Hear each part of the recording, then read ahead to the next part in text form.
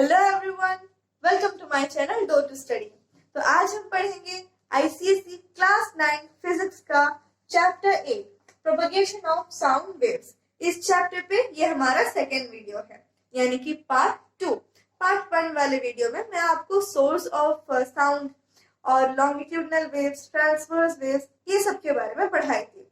आज के वीडियो में हम पढ़ेंगे the terms related to wave motion. जैसे कि अब तक आप समझ गए हैं या फिर जान चुके हैं कि साउंड जो है प्रोपगेट होता है वेव के मोशन से।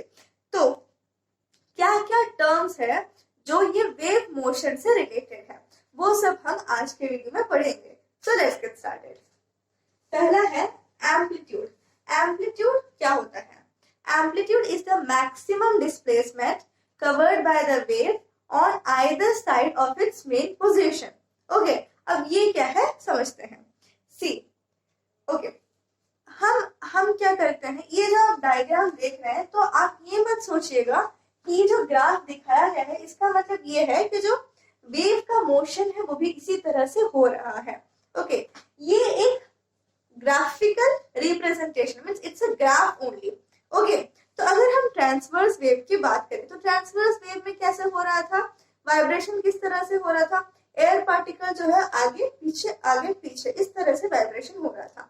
तो अगर ये मेन पोजीशन है और मेन पोजीशन से ये जो एयर पार्टिकल है वो कितना मैक्सिमम आगे गया और कितना मैक्सिमम पीछे गया, मीन्स कितना मैक्सिमम डिस्प्लेसमेंट किया, इसे हम कहते हैं एम्पलीट्यूड।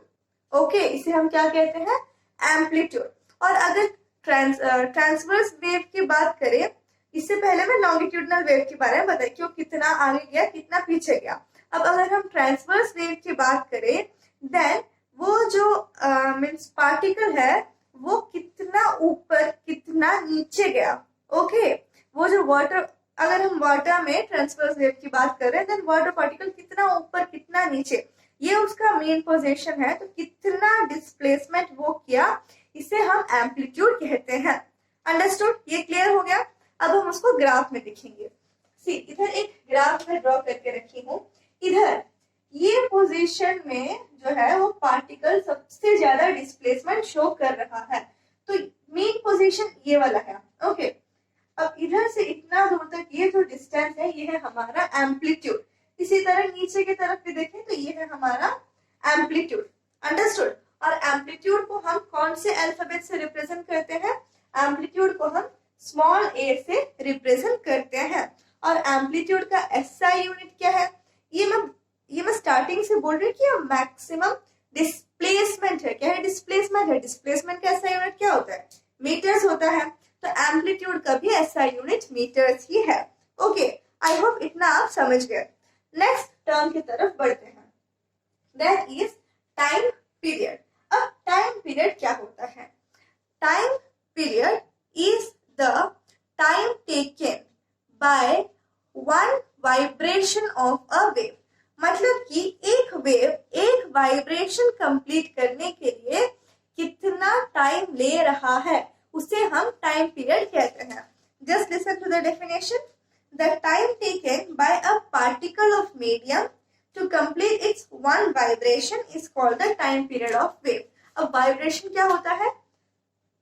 एक टू एंड फ्रो मोशन। एक टू एंड फ्रो मोशन को हम वाइब्रेशन कहते हैं। अब एक वाइब्रेशन में इधर से इतना तक को भी कह सकती हूँ, इधर से इतना तक को भी कह सकती हूँ। Excuse me. तो एक वाइब्रेशन में इधर से इतने दूर तक को भी कह सकती हूँ, इधर से इतना दूर तक को भी कह सकती हूँ। तो एक वाइब्रेशन का मतलब है एक टू एंड फ्रो मोशन। एक टू एंड फ्रो मोशन, ये होता है वाइब्रेशन। तो एक वाइब्रेशन करने के लिए एक पार्टिकल मींस एक पार्टिकल ऑफ मैटर को कितना टाइम लगा उसे हम कहते हैं टाइम पीरियड। उसे हम कहते हैं time period. Time period. Okay, तो इधर ये आप एक वाइब्रेशन कंप्लीट होते हुए देख सकते हैं। अगर ये जो पार्टिकल है इसे एक वाइब्रेशन कंप्लीट करने के लिए 5 सेकेंड्स लगा, 5 सेकेंड्स लगा, देन ये पार्टिकल का टाइम पीरियड क्या हो जाएगा, ये पार्टिकल का देन टाइम पीरियड हो जाएगा 5 सेकेंड्स। और अगर एक वाइब्रेशन कंप्लीट करने के लिए 10 सेकेंड लगा then time period is equal to 10 second. 15 second लगा then time period is equal to 15 second. Understood. अब टाइम पीरियड, तो इसका एसआई यूनिट क्या है, इसका एसआई यूनिट है सेकेंड्स। अंडरस्टूड। और इसे हम रिप्रेजेंट करते हैं कैपिटल टी से। हो गया, इतना आपको समझ में आ गया। अब हम नेक्स्ट बढ़ेंगे फ्रीक्वेंसी के तरफ। तो फ्रीक्वेंसी क्या है, frequency is the number of vibrations made by the particle of a matter in 1 second. एक सेकेंड में वो पार्टिकल कितना वाइब्रेशंस किया उसे हम कहेंगे फ्रीक्वेंसी। अंडरस्टूड। अब लेट्स सपोज ये जो ग्राफ है, ये ग्राफ, इसमें ये वेव को मीन्स इतना जो डिस्प्लेसमेंट हुआ इसके लिए 1 सेकेंड लगा। ओके, और इतना ये 1 सेकेंड में कितना वेव इधर कंप्लीट हो पाया, एक ही वेव कंप्लीट हो पाया। तो इसका फ्रीक्वेंसी क्या है, इसका फ्रीक्वेंसी है 1 हर्ट्ज या फिर 1 सेकेंड इनवर्स। अंडरस्टूड। क्योंकि फ्रीक्वेंसी का एसआई यूनिट क्या है, हर्ट्ज, जिसको हम एच जेड इस तरह से लिखते हैं, या फिर सेकेंड इनवर्स। अंडरस्टूड। ये है फ्रीक्वेंसी का एसआई यूनिट। अंडरस्टूड। और फ्रीक्वेंसी को हम कैसे रिप्रेजेंट करते हैं, फ्रीक्वेंसी को हम आइदर एफ से रिप्रेजेंट कर सकते हैं या फिर एन से रिप्रेजेंट कर सकते हैं, या फिर ये जो सिंबल है इसे कहते हैं न्यू, या फिर हम न्यू से रिप्रेजेंट कर सकते हैं। अंडरस्टूड। तो फ्रीक्वेंसी क्या है, एक सेकेंड में एक पार्टिकल कितना वाइब्रेशन करता है। ओके, आपको अगर अभी भी थोड़ा सा कंफ्यूजन है देन लेट मी एक्सप्लेन। अभी और थोड़ा सा मैं एक्सप्लेन कर देती हूँ आपको। सी, अब मैं इधर एक वेव ड्रॉ करूंगी। ओके,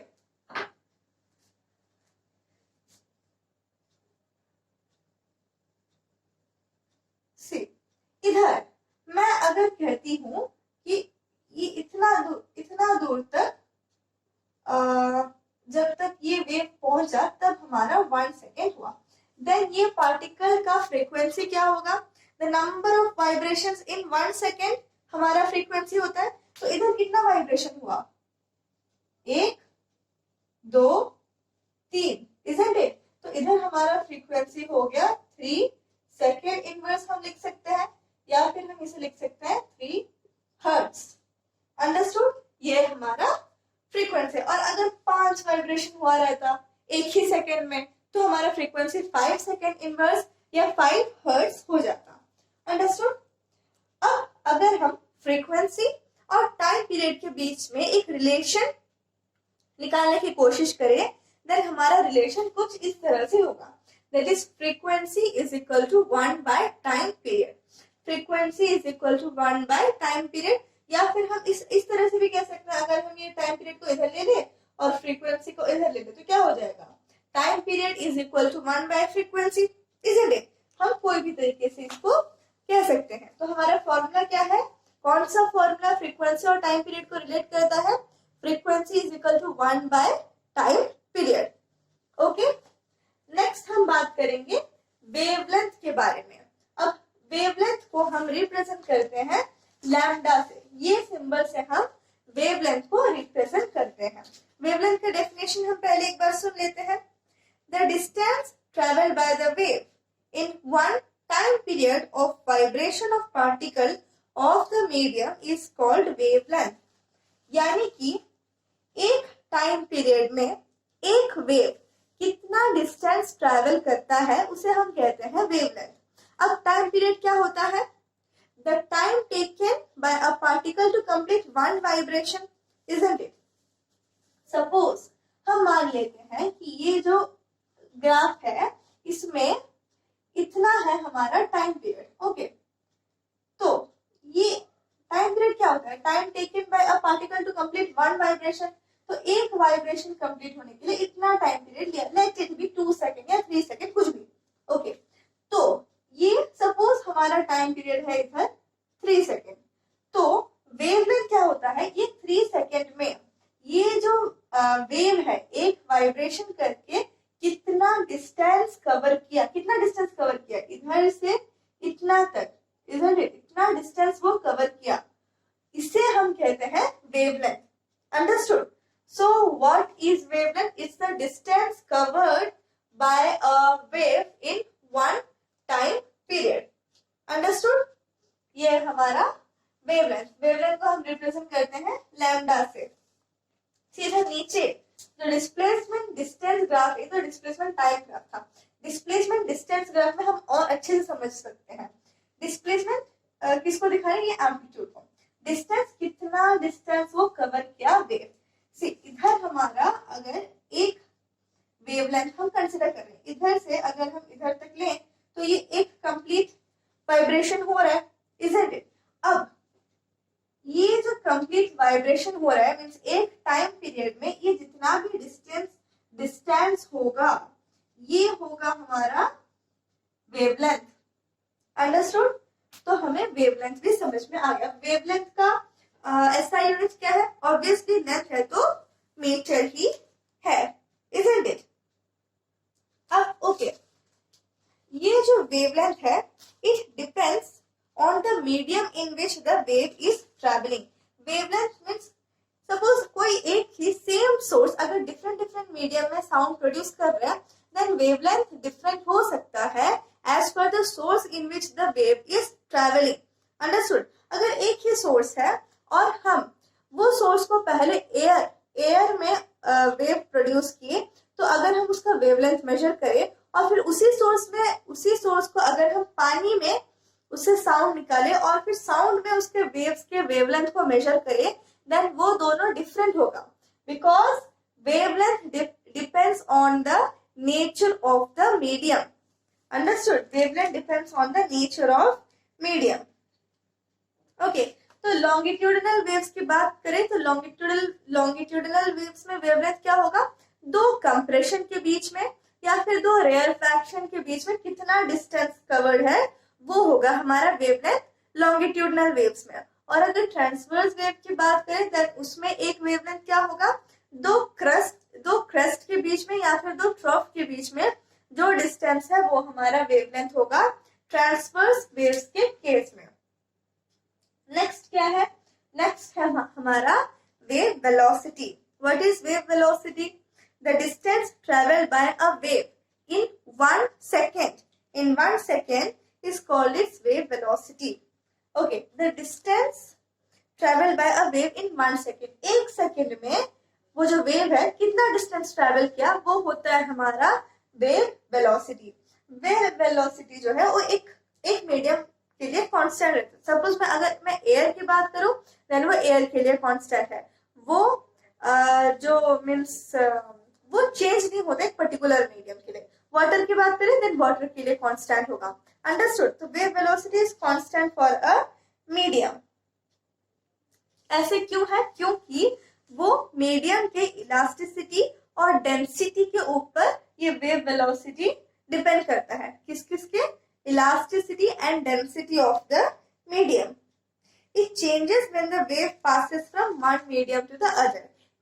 जब साउंड वेव जो है एक मीडियम से दूसरे मीडियम में जाने के टाइम में ये वेव वेलोसिटी चेंज होगा, क्योंकि wave velocity depends on the nature of the medium. तो मीडियम का नेचर बदला देन वेव वेलोसिटी में भी चेंजेस आएगा।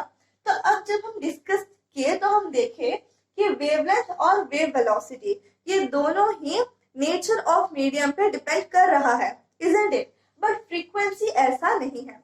Frequency only depends on the source which is producing it. Okay, so frequency changes means frequency is constant and it does not change with change in medium. Understood? So frequency जो है वो depend करता है on the sound source. कौन सा source ये sound को produce कर रहा है वही उसी के ऊपर फ्रीक्वेंसी डिपेंडेंट है। अंडरस्टूड? ये वेवलेंथ और वेव वेलोसिटी की तरह वो मीडियम चेंज होने से फ्रीक्वेंसी में कोई बदलाव नहीं आता। अंडरस्टूड? ओके, इतना हम समझ लिए। These are the terms that are related with wave motion, और ये सब टर्म्स को हम समझ चुके हैं। अब हम बात करेंगे displacement time graph. Displacement time graph में एक्स एक्सिस में डिस्प्लेसमेंट है और वाई एक्सिस में टाइम है, इसलिए डिस्प्लेसमेंट टाइम ग्राफ है। तो इसमें हम एम्पलीट्यूड और टाइम पीरियड को आसानी से देख सकते हैं।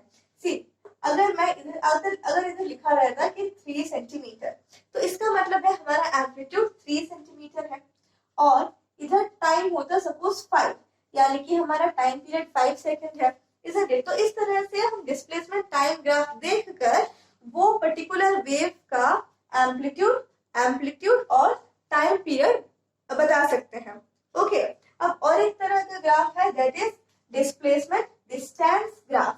डिस्प्लेसमेंट डिस्टेंस ग्राफ, तो डिस्प्लेसमेंट डिस्टेंस ग्राफ देखकर हम उस डिस्प्लेसमेंट डिस्टेंस ग्राफ में एक्स एक्सिस में डिस्प्लेसमेंट और वाई एक्सिस में डिस्टेंस है। सो इसका यूज करके हम वेवलेंथ का पता लगा सकते हैं। ओके, तो अब हम ये दोनों ग्राफ के बारे में समझ गए। अब हम पढ़ेंगे relationship between wavelength, velocity and frequency. तो ऐसे कौन कौन से फॉर्मूले हैं जो वेवलेंथ यानी कि लैम्डा, वेव वेलोसिटी यानी कि v और फ्रीक्वेंसी यानी कि f, ये तीनों टर्म्स को जोड़ते हैं। पहला है lambda is equal to v into T. Lambda मतलब wavelength, wavelength is equal to v यानी कि वेव वेलोसिटी, t यानी कि time period. So lambda is equal to wave velocity into time period, lambda is equal to v into T. अब आप जानते हैं कि f is equal to 1/t, या फिर कन्वर्सली हम ये भी कह सकते हैं कि t is equal to 1/f, isn't it? t is equal to 1/f। तो अगर हम okay, let me clear some space here ताकि मैं आप सबको समझा पाऊं। सी, इधर हमारा एक फॉर्मूला तो हम लिख चुके हैं that is lambda is equal to v into T. अब ये आया कैसे? लैम्डा का मतलब क्या होता है? लैम्डा है हमारा वेवलेंथ, और वेवलेंथ क्या होता है? Distance travelled by the wave in one time period. Distance travelled by the wave in one time period का मतलब क्या है? Wave velocity into time period, isn't it? Distance travelled by the wave in one time period का मतलब होता है wave velocity into time period, जिसकी वजह से हमारा लैम्डा बन गया lambda is equal to v into T. अब हम ये तो फॉर्मूला जान चुके हैं कि f is equal to 1/t, f is equal to 1/t। अब अगर हम ये t को इस तरफ और f को इस तरफ ले ले, देन क्या बन जाएगा? t is equal to 1/f, isn't it? और अगर हम अब ये t is equal to 1/f को इधर पुट करें, then lambda is equal to v into 1/f, which is equal to lambda is equal to v/f, isn't it? Lambda is equal to v/f। और अगर हमें ये v के terms में निकालना है तो उसका मतलब क्या हुआ? lambda is equal to v/f है, v के टर्म्स में निकालना है तो f को इधर भेज देंगे, then v is equal to f lambda। Okay, तो इस तरह से हमारा ये दो फॉर्मूला निकल के आता है, lambda is equal to v into T and v is equal to f into lambda. Okay, तो इस तरह से हमारा ये दो फॉर्मूला निकल के आता है और आपको ये दो फॉर्मूला अच्छी तरह से याद होना चाहिए। ओके, तो इसी के साथ आज का हमारा टॉपिक खत्म होता है। नेक्स्ट वीडियो में हम जितना भी टॉपिक बचा हुआ है उसे कवर करेंगे। Okay, so till the next time, keep studying and bye bye.